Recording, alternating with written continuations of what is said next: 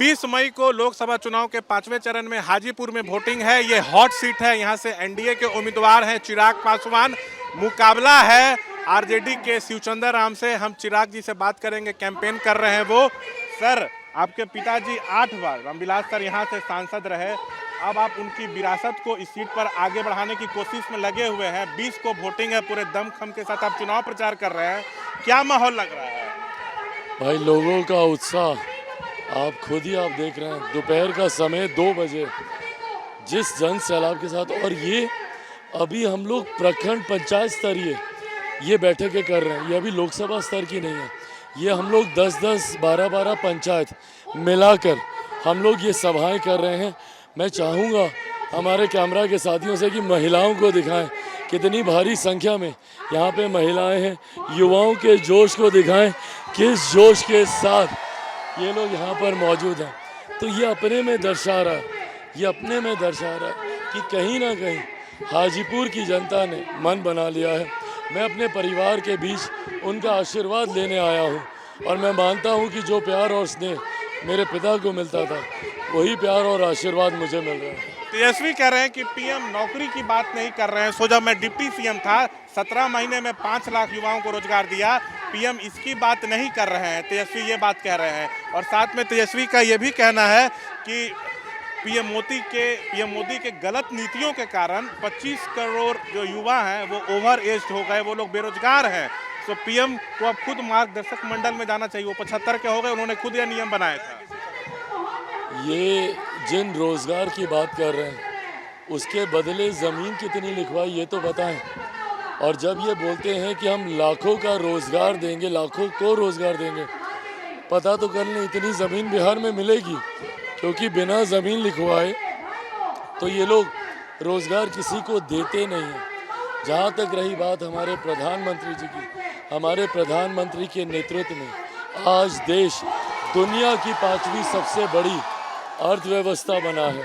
जब देश मजबूत होता है तो रोज़गार के अवसर बनते हैं। जब देश का इंफ्रास्ट्रक्चर मजबूत होता है, 2047 तक जब हम लोग भारत को एक विकसित देश बनाने के संकल्प के साथ हम लोग आगे बढ़ रहे हैं, तो ये वो संकल्प है जो करोड़ों युवाओं को एक नए भारत के निर्माण में रोज़गार देने का ये काम करेगा। ऐसे में ये बात वो लोग नहीं समझ पाएंगे जिन्होंने अपने शासनकाल में पलायन को बढ़ावा दिया, यहाँ से लोगों को दूसरे राज्यों में भेजने का काम किया।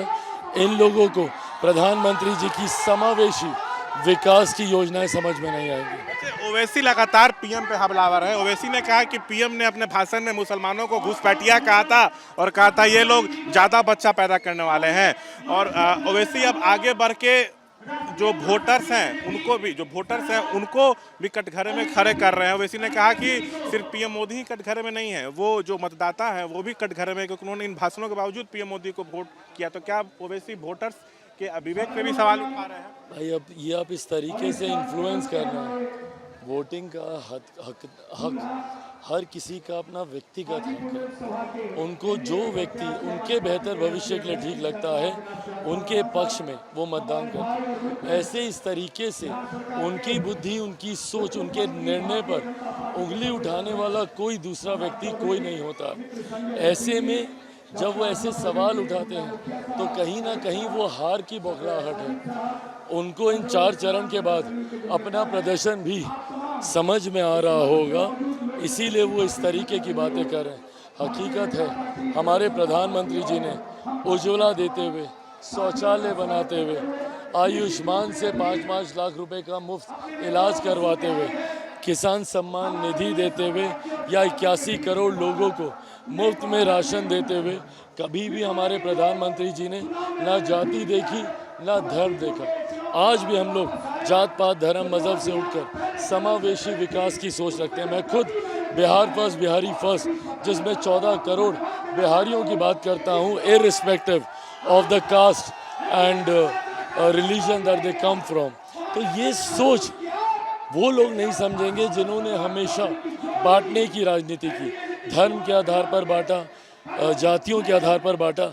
ये लोग इस सोच को नहीं समझ पाएंगे। भूपेश बघेल छत्तीसगढ़ के पूर्व मुख्यमंत्री वो कह रहे हैं कि रायबरेली से सिर्फ आप एक लोकसभा सांसद नहीं चुनने जा रहे हैं, सो इंदिरा गांधी के बाद अब आप लोग रायबरेली से प्रधानमंत्री चुनने जा रहे हैं, राहुल वहां से लड़ रहे हैं। तो क्या माना जाए कि अब इंडिया गठबंधन के वही पीएम उम्मीदवार हैं? देखिए, वैसे ही वायनाड में इनका चुनाव कठिन है।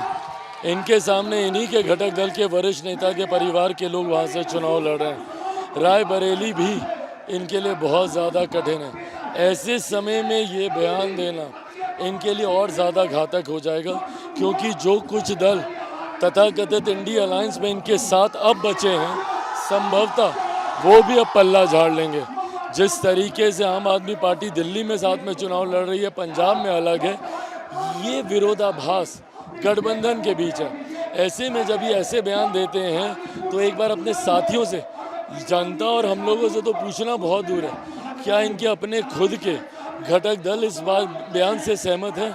कोई सहमत नहीं है। जो रायबरेली से सांसद का चुनाव नहीं जीत पा रहे, वो प्रधानमंत्री कैसे बनेंगे? सर, आपके चाचा पारस जी एनडीए में हैं, भले उनकी पार्टी को कोई भी सीट नहीं मिला, हाजीपुर से सांसद हैं, अगर वो प्रचार करने आते तो आपको अच्छा लगता? अगर चाचा प्रचार करने आते आपके लिए तो आपको अच्छा लगता? कहीं वो दिख नहीं रहे? बिल्कुल आते तो मुझे अच्छा लगता, और मैंने कहा है कि मेरे लिए वो अभिभावक हैं, मेरे पिता के जाने के बाद वही पिता हैं।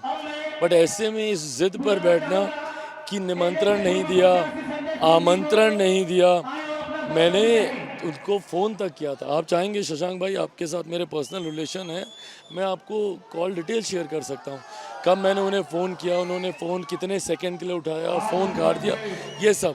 बट ये तमाम बातें एक तरफ, मैंने आज तक अपने पिता को भी कभी आमंत्रित नहीं किया। पापा को मैंने कभी नहीं कहा कि आप मेरे नामांकन पे आए, उनको मैंने कभी नहीं कहा कि आप मेरे लिए आकर प्रचार करें। इनका भी अपना बेटा है, कल को अगर वो भी चुनाव लड़ेगा तो क्या ये उससे भी उम्मीद रखेंगे कि वो निमंत्रित करेगा, आमंत्रित करेगा तभी ये प्रचार में जाएंगे? परिवार में ऐसा नहीं होता है। पर अगर ये निमंत्रण का इंतजार कर रहे हैं तो आपके माध्यम से मैं ज़रूर कहूँगा, मैं छोटा हूँ और मैं चाहूँगा कि आए आशीर्वाद। पीएम के नामांकन में बनारस आप गए थे, नीतीश नहीं गए, कहा गया कि तबीयत ठीक नहीं है। तेजस्वी कह रहे हैं कि चाचा का आशीर्वाद मेरे साथ है। चाचा ही ने कहा था कि जो 14 में आए हैं वो 24 में नहीं आएंगे, उसी के तहत हम काम कर रहे हैं और चाचा का आशीर्वाद हमको है। तो क्या बीजेपी और जेडीयू में सब कुछ ठीक नहीं है या वो दरार पैदा करने की कोशिश? ये वही बांटो और शासन करो की राजनीति इस्तेमाल करना चाह रहे हैं। हकीकत है, बिना मेरे मुख्यमंत्री के तेजस्वी जी बहुत ज़्यादा कमज़ोर हो गए हैं। उनको पता है कि वो खाता तक अपना नहीं खोल पाएंगे। 19 का परिणाम उनको याद ही होगा, उनको पता है कि वो खाता तक नहीं खोल पाएंगे। ऐसे में मेरे मुख्यमंत्री के नाम का सहारा वो लेना चाहते हैं। हकीकत है, एनडीए गठबंधन पूरी मजबूती से कल प्रधानमंत्री जी के नामांकन में जिस तरीके से पूरा एनडीए एक साथ रहा, मेरे प्रधानमंत्री हाजीपुर आए, उसमें जिस खूबसूरती से उन्होंने मेरी तारीफ की, उन्होंने प्रोटोकॉल तोड़ते हुए ये तक कहा कि मैं 2014 से चिराग को देखता हूँ, संसद में उसकी मौजूदगी, हर समय मौजूद रहना, सबसे ज़्यादा सफल सांसद में है चिराग। और जिस तरीके से मुझे अपना बेटा कहकर मेरी माँ को मुझे दिए संस्कारों के लिए उन्होंने धन्यवाद कहा, तो ऐसे में एक तरफ हमारा गठबंधन है जहाँ प्रधानमंत्री, मुख्यमंत्री जी से लेकर उपेंद्र कुशवाहा जी, जीतन राम मांझी जी सब एक साथ मिलकर हम लोग प्रचार कर रहे हैं। वहीं विपक्ष देख लीजिए, पहले चरण में तो कांग्रेस का कोई बड़ा नेता आया तक भी नहीं। अभी भी आप मुझे बता दीजिए, जितने गांधी परिवार के सदस्य हैं उनके लिए बिहार मायने ही नहीं रखता, वो लोग आना तक यहाँ पे ज़रूरी नहीं समझे। ऐसे में एक तरफ एक मजबूत गठबंधन है, दूसरी तरफ एक मजबूर गठबंधन है, और मुझे कहीं कोई शंका नहीं है कि बिहार की 40 की 40 सीटें हम लोग जीत रहे हैं। आखिरी सवाल, हेमंत बिस्व शर्मा असम के सीएम, वो कह रहे हैं कि पिछली बार आप लोगों ने 300 सीट दिया तो राम मंदिर बना, इस बार 400 सीट दीजिएगा तो ज्ञान वापी मस्जिद की जगह भव्य बाबा विश्वनाथ का मंदिर बनेगा। मुगलों ने जो कारनामा किया उसको जो है साफ किया जाएगा, मथुरा में कृष्ण जन्मभूमि बनेगा। तो इस तरह का बयान देना चाहिए।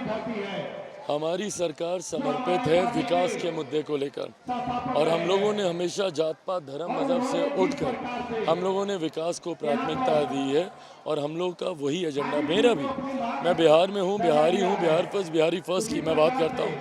मेरे प्रधानमंत्री जी 2047 तक विकसित देश बनाने की बात करते हैं, वो तभी होगा जब हर राज्य विकसित, हर जिला विकसित, हर प्रखंड, हर ब्लॉक विकसित, हर पंचायत, हर गांव विकसित होगा, और उस दिशा में हम लोग कार्य करेंगे। आखिरी सवाल, शिवचंदर राम आरजेडी से प्रत्याशी हैं, उनसे मुकाबला आपका है। 2019 में आपके चाचा के खिलाफ वही लड़े थे, ये अनुसूचित जाति की आरक्षित सीट है, उनको चुनौती मानते हैं?